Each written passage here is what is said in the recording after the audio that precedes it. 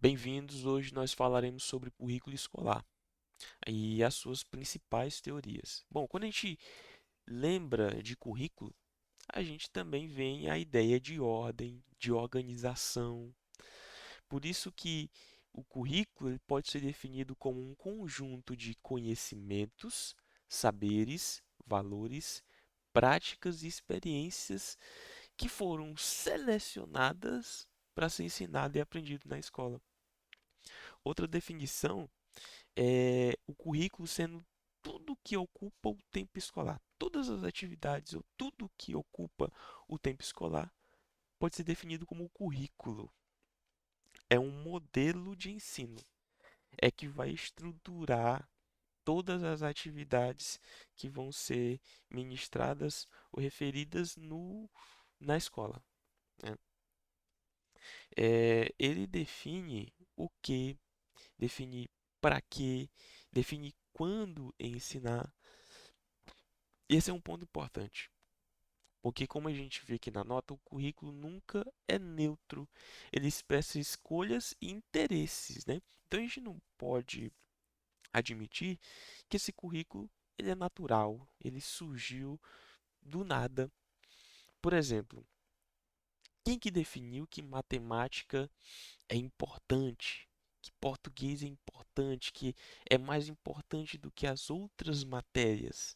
Quem que definiu isso? Quem que definiu que a aula tem que ter tanto tempo, tem que ter 50 minutos? Então são escolhas que não são naturais.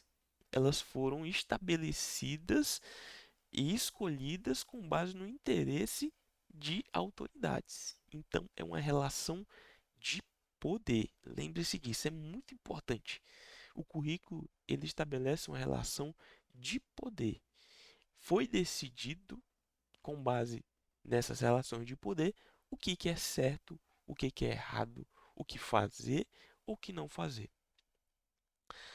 Bom, nesses currículos a gente tem alguns tipos de currículos, né, que não coloquei aqui no slide, mas é importante a gente citar.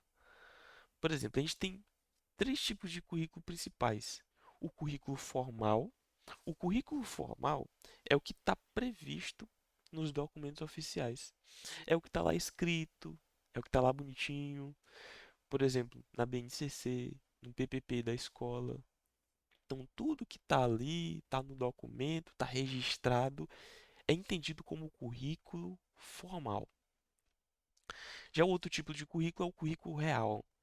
É o que efetivamente acontece na escola, na sala de aula, depois de adaptações feitas pelo professor, pela comunidade escolar.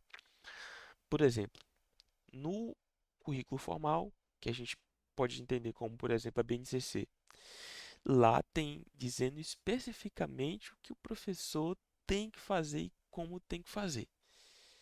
Mas o professor entende muitas vezes que de acordo com a sua turma, de acordo com a realidade escolar, ele não pode fazer aquilo da maneira estritamente que está lá. Então ele faz algumas adaptações. Essas adaptações que vão desenvolver o currículo real. É o que efetivamente é ensinado na escola, é ensinado na sala de aula, depois de certas adaptações feitas ali pela comunidade escolar, pelo professor. O outro tipo de currículo é o currículo oculto, né? O que que é isso? É um conjunto de normas, de valores, de comportamentos que não são explicitamente ensinados, mas são transmitidos implicitamente. Por exemplo, pela rotina escolar. Tem coisas que não está no PPP da escola, que não está no currículo, mas todo mundo sabe que é errado, ou todo mundo sabe que se deve fazer. Então são comportamentos e valores que são passados de maneira implícita a todos na escola, aos alunos. Muito bem. Aí a gente entra agora nas teorias do currículo. E a primeira teoria é a teoria tradicional. O que que prega a teoria tradicional? Bom, ela tem uma visão mais técnica, mais neutra, mais científica, mais desinteressada. Ela não se preocupa com o que ou por que isso deve ser ensinado, pois para ela é algo natural.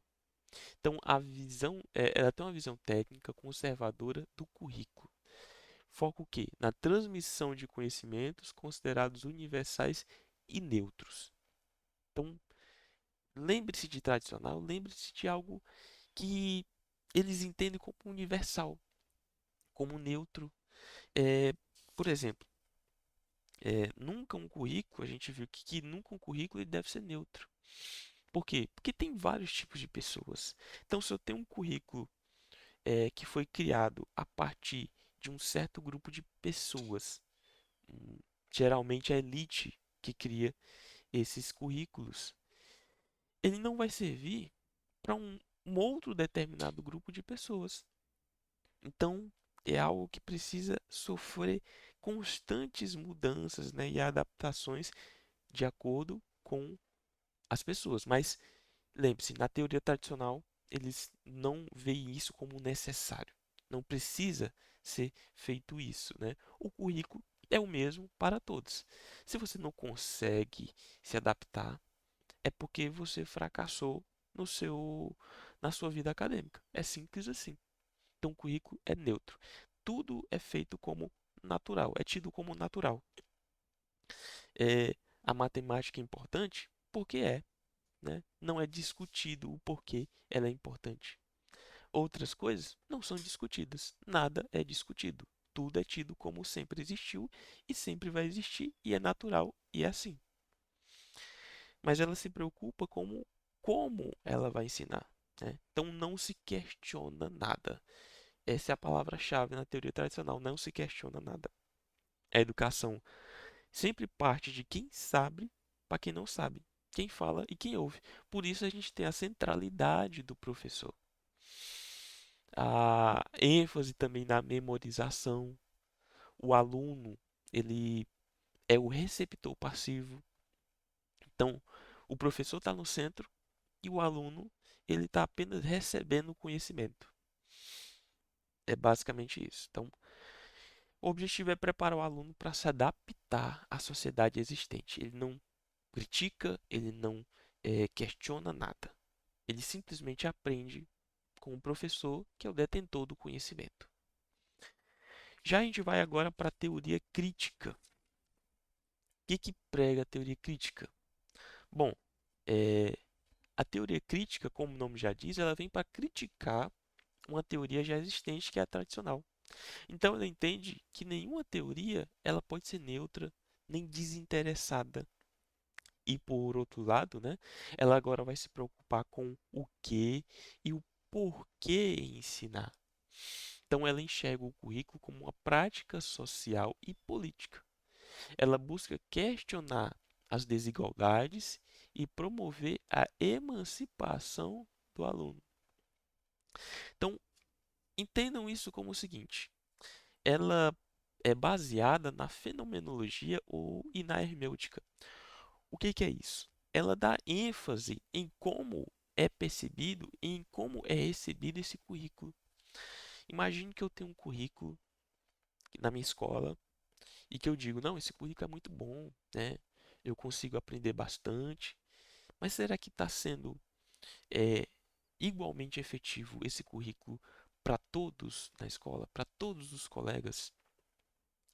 Então, geralmente, se você faz parte de um outro grupo para o qual esse currículo ele não foi pensado, então você provavelmente vai sofrer e provavelmente vai falhar no seu processo de passar por esse currículo. Então, é, as características dele é basicamente essa, né? O currículo é relacionado à realidade social dos alunos, né? Antes a gente não tinha, o aluno não importava, né? Era só o professor, era o currículo estático, mas agora não. Agora a gente tem problematização e reflexão crítica. O professor agora age como um mediador, não como o detentor do conhecimento. O aluno passa a ser um sujeito ativo. A educação passa a ser uma prática transformadora. lembrem-se disso, né? Formar sujeitos críticos, formar sujeitos que vão atuar na transformação social. E para isso a gente precisa eh, perceber ou se preocupar de que o currículo ele vai atingir pessoas de grupos diferentes, né? E vai ter resultados diferentes, porque as pessoas são diferentes. E isso então exige um currículo diferente para cada especificidade da sociedade. Outro fato que eles criticam, né, é o fato do currículo ser voltado para a exclusão e não inclusão. Então, como eu já falei, se eu tenho um currículo feito por uma maioria, por uma elite de pessoas, né, e ele vai ser aplicado em outros determinadas classes ou outros determinados grupos, né, o que que vai acontecer? Provavelmente eles não vão se adaptar, né? Se não se adaptarem, eles vão simplesmente falhar. Então, o currículo é voltado para exclusão e não inclusão. Se o meu objetivo é excluir aquelas pessoas que não se adaptarem, então o meu currículo tem a função de excluir e não incluir. Muito bem, agora a gente vai para a teoria pós-crítica. Bom, na teoria pós-crítica, né, ela amplia o olhar sobre o currículo e valoriza a diversidade, a identidade e as múltiplas formas de conhecimento, né? Como, por exemplo, as culturais. Ó, a gente tem algumas vertentes na teoria pós-crítica, né? Como, por exemplo, os estudos culturais e o multiculturalismo. A ideia de cultura, né? O que que é cultura? São experiências que são vividas por um grupo social. Então, isso é cultura. Então, por que que no currículo muitas vezes a gente estuda arte, estuda eh, geralmente culturas que são difundidas no Ocidente ou na Europa, né? Ou em lugares onde esse currículo ele foi registrado, ele foi iniciado. Por quê? Por que que não existe... Porque, aliás, por que que existe uma cultura menos e mais importante, né? Qual que é a diferença? Então, esses estudos culturais, eles vão promover essa reflexão. Então, as diferentes culturas, elas devem entrar no currículo no mesmo patamar. Não tem uma cultura que é mais importante por isso ou por isso, né? Todos são culturas e todos devem ser valorizados no mesmo patamar, no mesmo nível. Outra vertente é o multiculturalismo. Será que existe uma cultura universal? Por que que nessa vertente partem apenas culturas de grupos dominantes, como já tinha falado, né? Por que que nos currículos estão presentes apenas esses tipos de culturas? De grupos dominantes e não de grupos dominados. Então, eh, nessa questão, né, muitas vezes o currículo ele parte para suprir essa lacuna, né? eh, apenas a tolerância, apenas a aceitação de culturas da minoria. Por exemplo, se eu tenho o Dia do Índio, então basicamente eu vou comemorar o Dia do Índio, eu vou me vestir de índio, me pintar e tá tudo certo. Mas essa abordagem, né, de apenas aceitar, de apenas tolerar, ela não é o suficiente. Ela precisa ter uma abordagem mais para debater, para combater toda essa vertente, né, do que apenas tolerar, do que apenas aceitar, né? Então, o objetivo então é promover justiça social, inclusão e respeito à diversidade, seja ela qual for, de cultura, de gênero ou de qualquer outra espécie, étnica. Então, essas são as principais teorias do currículo, né? E uma definição rápida de currículo escolar.